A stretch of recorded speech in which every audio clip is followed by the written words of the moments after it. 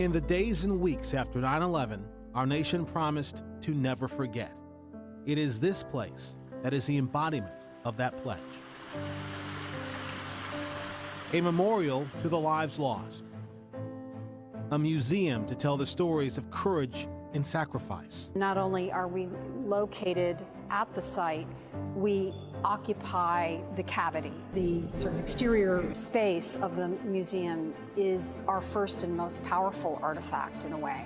The memorial to the victims is our roof. It's called Reflecting Absence, and we like to think of the museum as the place where we recapture the presence of the day, the presence of the people who were entangled in this vortex. Jan Ramirez is the chief curator of the 9/11 Memorial Museum, whose mission has only grown more important as the years have gone by. This whole passage, we've picked out huge fragments to get people thinking, calculating, sort of, if these are just some of the small remains of the day, how big the event itself was. A journey through the footprints of the North and South Tower is not only a deeply personal and emotional one, but for so many, also an educational one. When we were planning the 9/11 Museum, we assumed practically every visitor walking through the door was going to have a lived memory of where they were that day.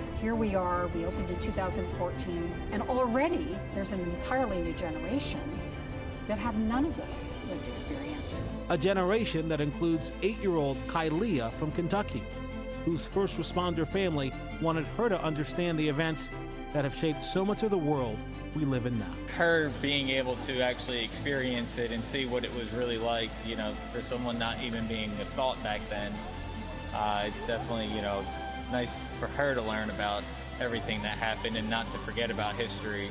The Memorial Museum is now launching the Never Forget Fund to support educational programming and keep its promise for many more years to come.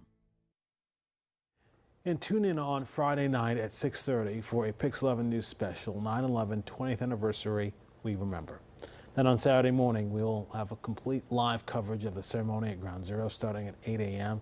You'll be able to watch all of our reporting as well on a special section of our website, PIX11.com.